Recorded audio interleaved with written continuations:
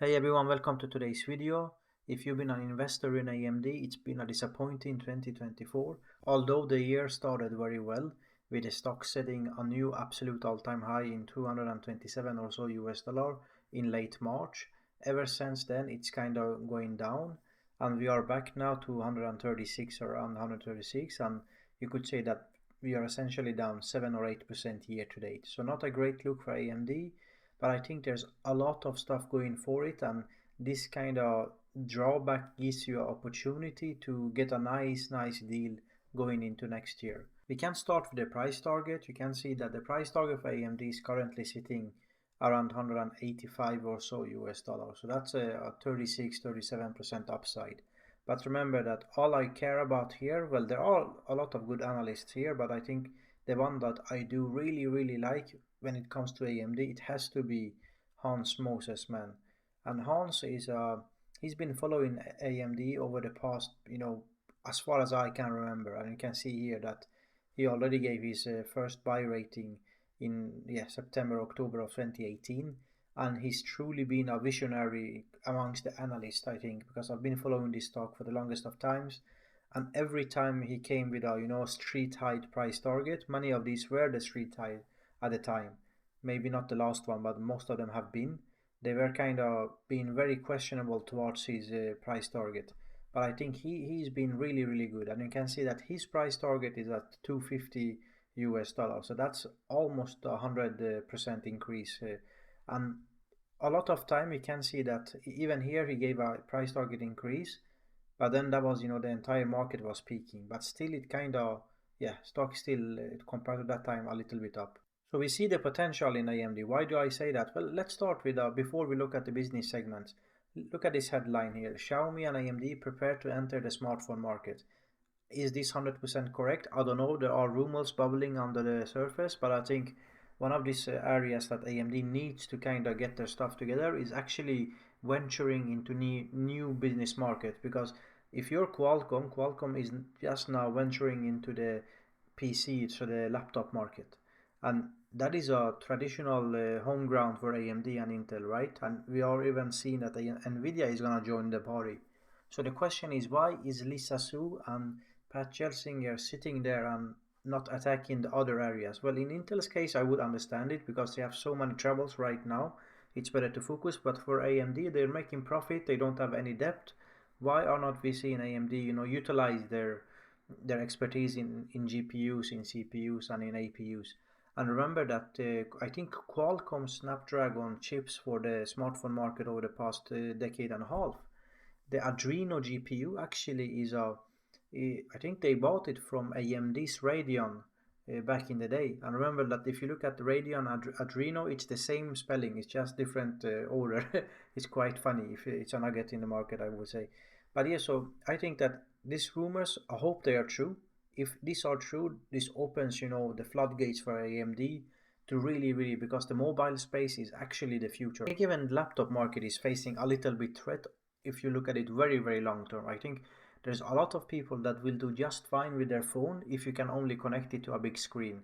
I think 5 to 10 years in the future, a lot of the same way that the desktop market share, the big old desktop that everyone had, every family had, then it's starting to slowly but surely kind of disappear. It's only, I would say, the gamers that still are hanging in there, but that market is not growing. And then you look at the laptop market, I do believe that we're gonna face the same thing. I think the iPads and phones that are connected to big screens is gonna do the job for a lot of people. Sure, for enthusiasts, the creators doing videos, all this kind of stuff, for sure you're gonna need laptop. But I think it's really important for the long term into 2030s that AMD goes into the mobile space. Then we have another article based on this same rumor, but slightly different take on it, that AMD teams up with TSMC and is gonna be introducing a 3 nanometer chip in 2026, aiming for the high-end Android market. Let's go to the next headline here. You can see here that AMD talks up the imminent ROCm 6.3 with big performance gains, and this is AMD's essentially software stack aiming to compete with CUDA to some degree. Obviously, CUDA has had essentially a decade well ahead of AMD working on all these kind of softwares, but it's good to see that AMD is really gaining some momentum. They're obviously not the same at the same place that Nvidia is with their CUDA, but I think they're doing as much as they can. I believe this is enough to gain market share. Let's go to the next one. Again, we can see that TSMC's, sorry for the pronunciation, Kaohsiung 2 nanometer fabs moves in, and they see promising manufacturing steps fulfilled, and in 2025 we're gonna see the first 2 nanometer chips according to TrendForce. Apple, of course, but also surprisingly AMD is gonna be the first out as well. So it's good to see here again how, I don't know what kind of chips these 2 nanometer would be. I would suspect that it's not the HPC chips from AMD. Remember, the HPC, high performance computing, are very, very big chips, but could it be some kind of special product for the laptop market? I don't know, or a special maybe Zen 6 core for servers. Could be, but it's at least under the surface there are a lot of nice rumors for AMD. Can see as well here that Lisa Su just celebrated 10 years at AMD, and please, relax. She knows what she's doing. She essentially saved the company on the brink of bankruptcy, and I think there's now enough stability in AMD to grow into a giant in the space. And just if we quickly go to the Yahoo Finance, and you can see that Nvidia currently sitting basically world's largest company if you look at it in market cap wise. And if there's any whatsoever, let's say 50% growth for Nvidia's market cap in up and coming 3 years. This is a 5 trillion US dollar company, and there's absolutely no way that I couldn't see AMD being a 800, 700 billion US dollar company, maybe even $1 trillion company in 2027. I definitely see that coming actually. I'll explain later in the video why I say that. Then there's some other lines that I wrote down. Remember, in order to meet the substantial demand for AI service in 2025, TSMC will more than double its production for a chip on wafer on substrate packaging. Nvidia will consume around 60% of that capacity, and that leaves the rest for the others like AMD and other ASIC developers that are essentially catching up. So in other words, you could say that Nvidia, that obviously had most of the percentage of TSMC's CoWoS capacity anyways before even going into next year, you could see that maybe they increase their share with 10%. So let's say if they go from 50% of entire TSMC CoWoS capacity to 60%. But if you're AMD, maybe you're going from, I don't know, like 10% to 15%. That's a much more substantial growth for AMD. And not only it's not like the TSMC capability is standing still. I've seen rumors already. If you go to the gentleman Dan Nidstedt, you can see here a good industry journalist. He's saying that the output of CoWoS for TSMC is currently at 36,000 wafers per month, and in this quarter, and they're expected to see that number expand to 90,000 by end of 2025 and 130,000 by end of 2026. That's actually huge. Like, imagine, not only is AMD gaining market share, they're also gaining market share in a growing total absolute unit of market. So that's really, really nice to see. Then there's other news here. You can see that it's a nice breakdown. Give this guy a follow, Ivana. This girl a follow, Ivana Spear. You can see that it kind of highlights TSMC's revenue. Obviously, we know that HPC recently taken over the smartphone for TSMC. Usually, it's been Apple really been a lion's share, but now with all this AI stuff and AMD's servers, you can see that they're for 51% of their sales essentially. Then you have Qualcomm and all the other big players as well.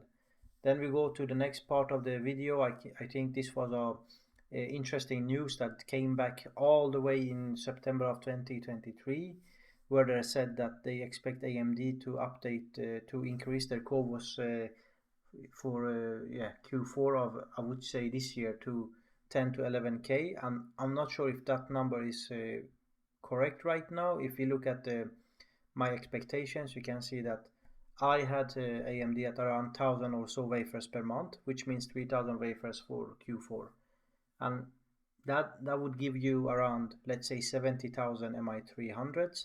And how do I come around to this number? But if they have 1,000 wafers, all you need to know is how many chips are they able to manufacture per wafer, which I went with 55. If you wonder where I got this number, you can see that the MI300 is based on 8 small chiplets around 115 square millimeters, and they from one wafer they get around 553 chiplets based on a assumed number of yield.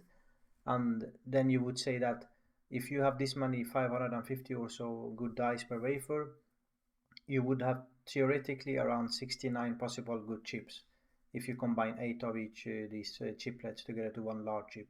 But remember that in the packaging you should also assume some yield loss, and I went with 55, and all I then did is just take essentially the number of wafers times the number of chips per wafer, and I would arrive at around 55,000 or so good chips per month, and that would be around 800 or so million in monthly revenue, which I now kind of see that it's probably a little bit too high. To be honest, I don't think that. Why do I say this number is too high? So if you take 800 million, let's say, times 3, that's 2.4 billion, right? Now, if you go to AMD's financials, this is quite interesting actually. You can see here that for Q4 of this year, the one remaining, they gave a guidance of around 7.5 billion US dollar plus minus 300 million.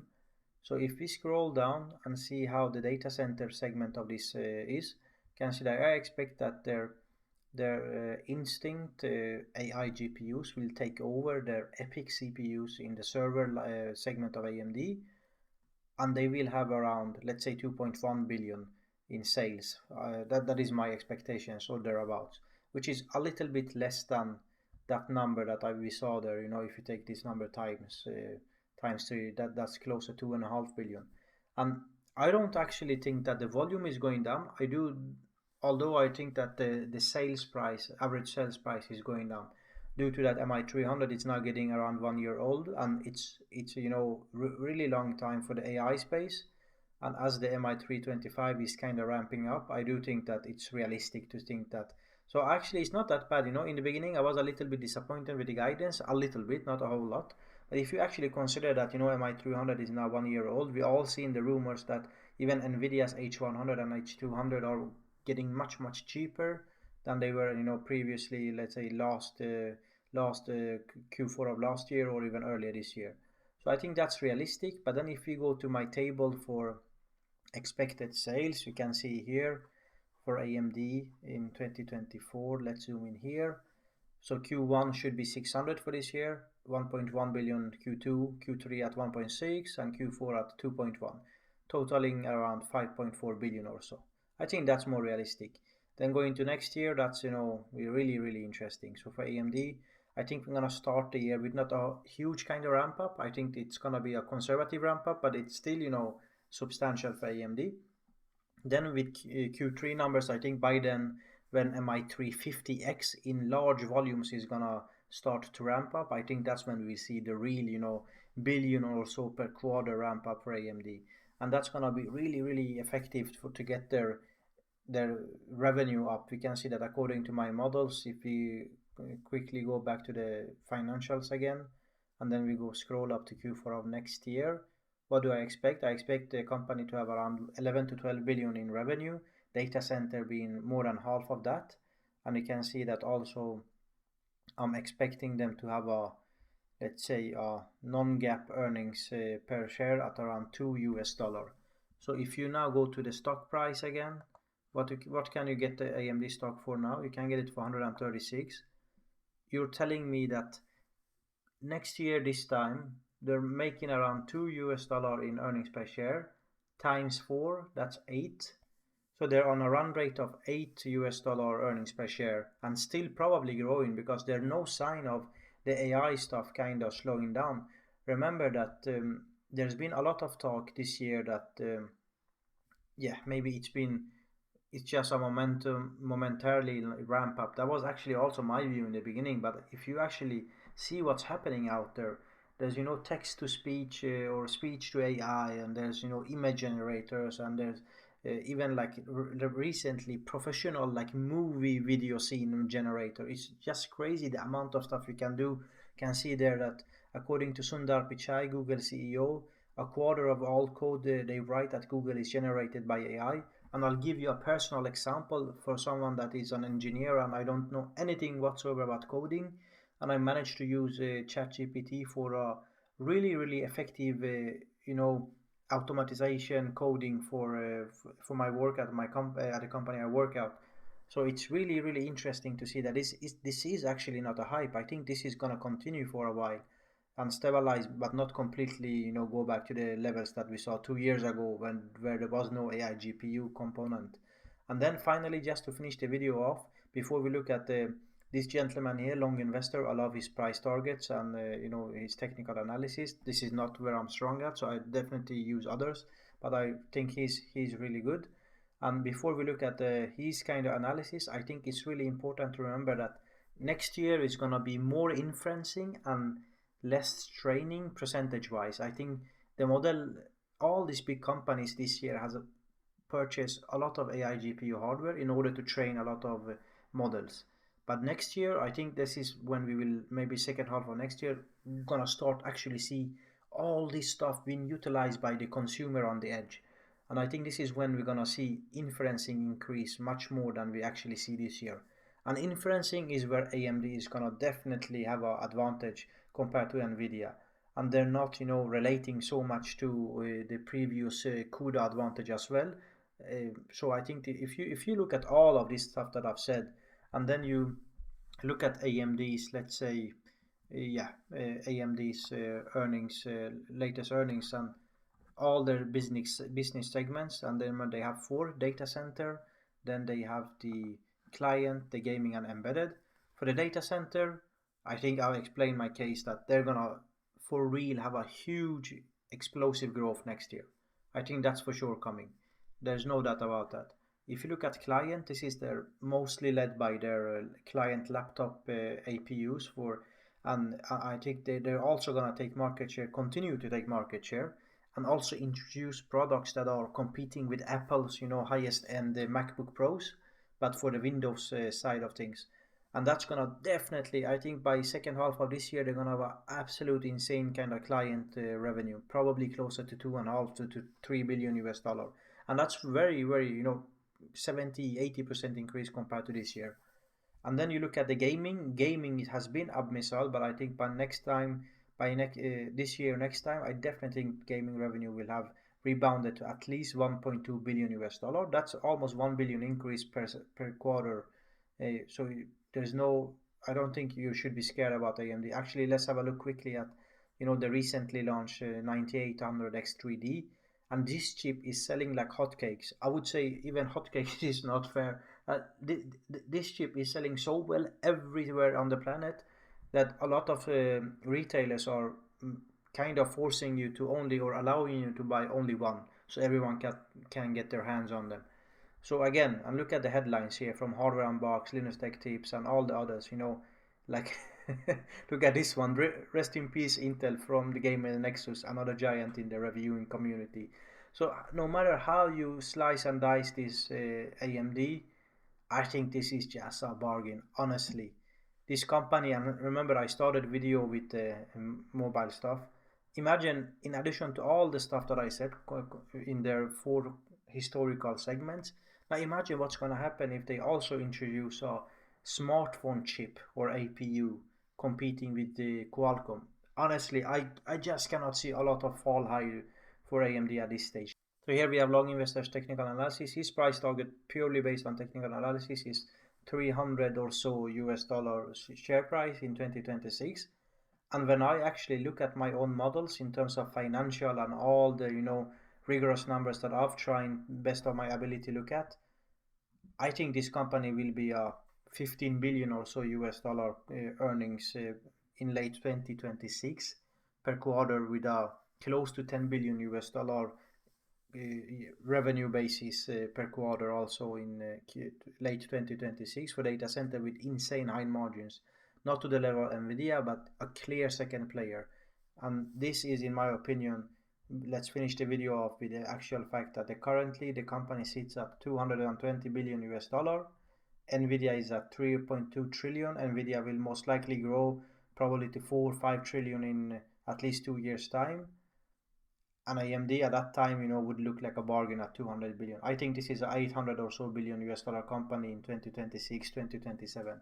So please like and subscribe and share your ideas in the comment section. Or you also on the same belief that this is the absolutely wrong time to sell your shares in AMD? Maybe we all should have sold in March, but again, at the time we believed that their AI revenue would grow a little bit faster this year, but this gives you opportunity to buckle up and get more shares. Again, this is not investment advice. I'll just share my ideas, and yeah, so thank you for your time and see you in the next one.